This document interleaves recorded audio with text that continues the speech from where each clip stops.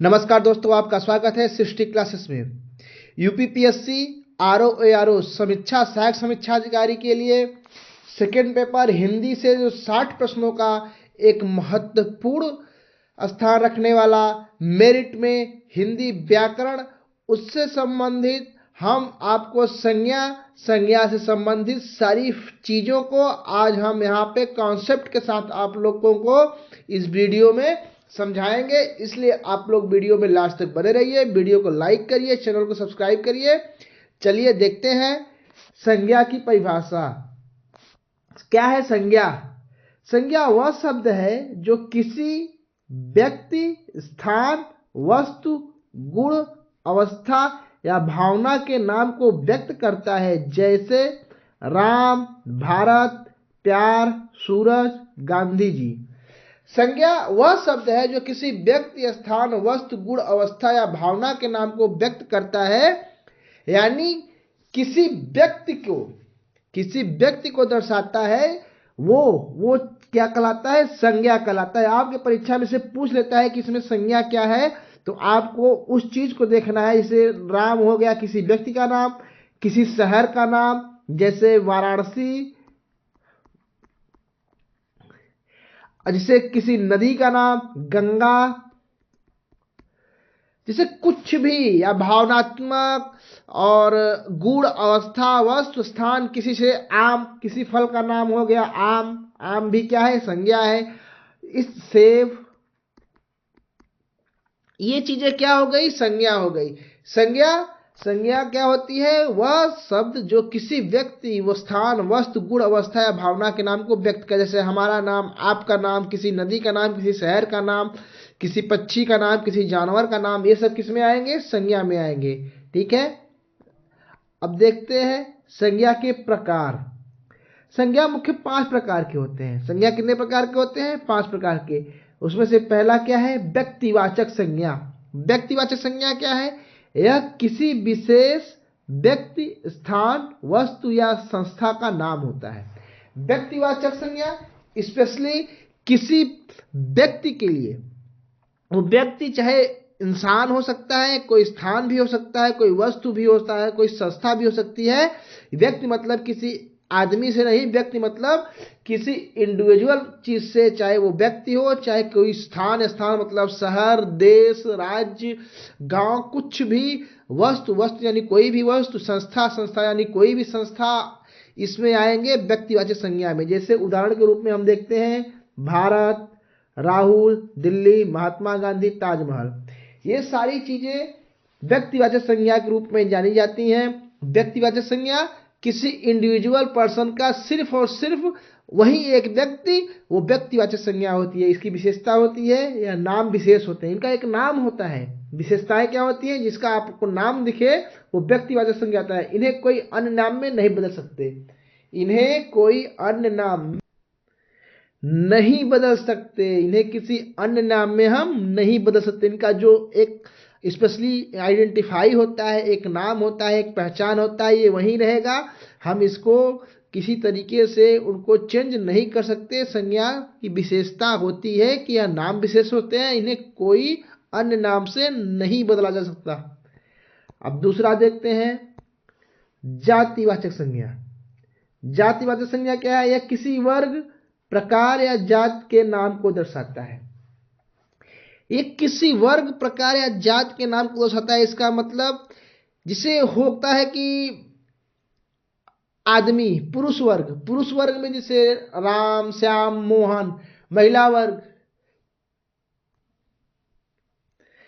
में जैसे रानी, सीमा, गीता, मीना, ये सब चीजें आपको दिख जाएगा कि ये महिला जात की है, ये पुरुष जात की है। लड़का हो गया, लड़के की से कुछ भी आपको दिख जाएगा। और लड़की हो गई तो स्त्रीलिंग की हो गई। जानवर है तो कौन सा जानवर है? कुत्ता है, मकान है, पढ़ाई, इस तरीके से आपको जो उदाहरण देखने को मिल रहे हैं, ये सब जातिवाचक संज्ञा है। विशेषताएं क्या होती है? यह किसी विशेष व्यक्ति या वस्तु को नहीं दर्शाता, बल्कि उस वर्ग के सभी व्यक्ति या वस्तुओं को दर्शाता है। जैसे ये पुरुष वर्ग हो गया, ये सभी पुरुष वर्ग को दर्शाएगा। जानवर जानवर, ये सभी जानवर वर्ग को दर्शाएगा। पक्षी, ये सभी पक्षी वर्ग को दर्शाएगा।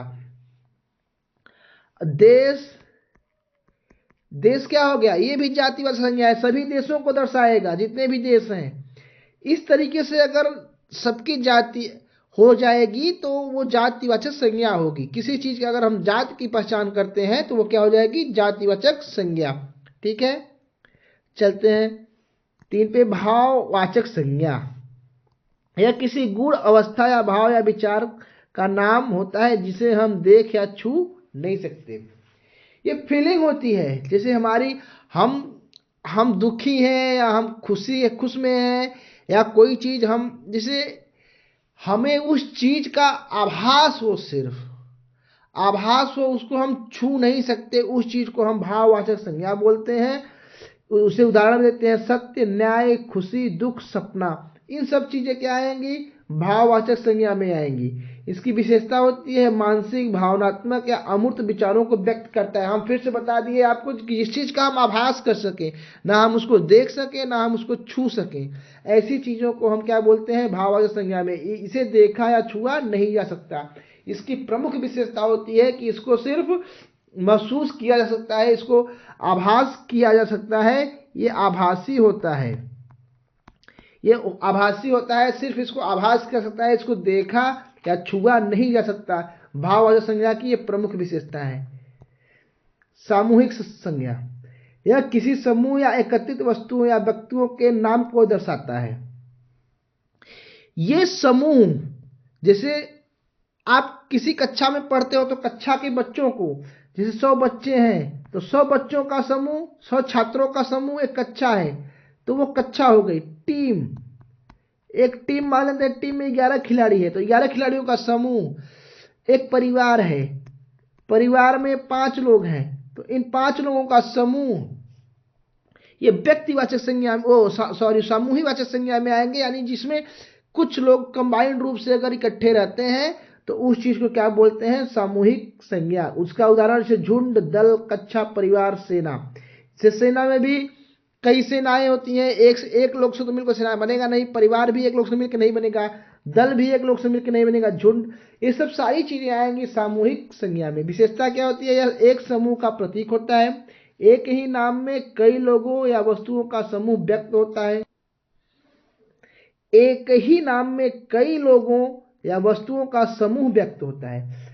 जैसे मान लेते हैं कक्षा 12 का, ठीक है, तो इसमें कक्षा 12 में कितने लोग हैं, कितने छात्र पढ़ते हैं, कितनी छात्राएं पढ़ती हैं, इन सबको मिला के कक्षा 12 बना। इसलिए एक ही नाम में एक उस समूह को व्यक्त किया। ठीक है, ये सामूहिक संज्ञा हो गई। द्रव्यवाचक, यह किसी पदार्थ या द्रव्य का नाम होता है जिसका कोई आकार या रूप नहीं होता। यह किसी पदार्थ या द्रव्य का नाम होता है जिसका कोई आकार या रूप नहीं होता, जैसे सोना, पानी, आग, लोहा, रेत, ऐसी चीजें, जैसे मिट्टी, ठीक, तेल, ठीक, आपको देखने को मिलेगा हवा। इन सब चीजों को आप द्रव्यवाचक संज्ञा में देख सकते हैं। ठीक है, इनकी विशेषता होती है, यह किसी पदार्थ या सामग्री का नाम होता है जो किसी विशेष रूप में न होकर अधिकतर प्राकृतिक रूप में पाए जाते हो। सबसे बड़ी चीज ये प्राकृतिक रूप में पाए जाए, ऐसी चीजों का जिनका न कोई आकार हो, न कोई रूप हो, न जिसका कोई, ऐसी चीजें जो सिर्फ और सिर्फ प्राकृतिक रूप में हो, वो सिर्फ द्रव्यवाचक संज्ञा होती है। ठीक है, देखते हैं संज्ञा के लिंग।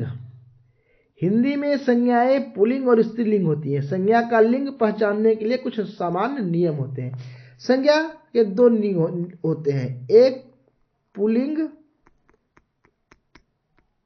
दूसरा स्त्रीलिंग। पुल्लिंग और स्त्रीलिंग 2 लिंग होते हैं, इनको पहचानने के कुछ नियम होते हैं, हम उसको देखते हैं। पुल्लिंग संज्ञाएं क्या होती हैं, जो संज्ञाएं पुरुषों से संबंधित या किसी निर्जीव वस्तु का पुरुष रूप में बोध कराती है। जिससे किसी पुरुष जाति का बोध हो, किसी पुरुष वर्ग का बोध हो, ऐसी संज्ञाएं पुरुष बोध में पुल्लिंग कहलाती हैं। उदाहरण के रूप में लड़का, राजा, पुस्तकालय, पंखा, कुत्ता। ऐसे उदाहरण जो आपको देखने को मिले कि जो पुरुष वर्ग से संबंधित है या पुरुष वर्ग से संबंधित या पुरुषों का बोध कराता हो, वो किस में आएंगे? पुल्लिंग संज्ञाएं में आएंगे। ठीक है। स्त्रीलिंग संज्ञाएं, जो संज्ञाएं महिलाओं से संबंधित या किसी निर्जीव वस्तु का स्त्री के रूप में बोध कराती हो, यानी स्त्रीलिंग का बोध कराने वाली वो सभी वस्तुएं किसमें आएंगी? स्त्रीलिंग संज्ञा में। यानी जिसका बोध सिर्फ स्त्रीलिंग से संबंधित हो, वो चाहे निर्जीव हो या चाहे सजीव हो या उससे संबंधित हो, वो किसमें आएंगे? स्त्रीलिंग संज्ञा में। जैसे लड़की, माँ, किताब, कलम, बिल्ली, ये सारी चीजें स्त्रीलिंग हैं। संज्ञा का वचन, संज्ञा दो प्रकार के होते हैं। एक वचन, जब संज्ञा केवल एक व्यक्ति, स्थान, वस्तु या विचार का बोध कराती है।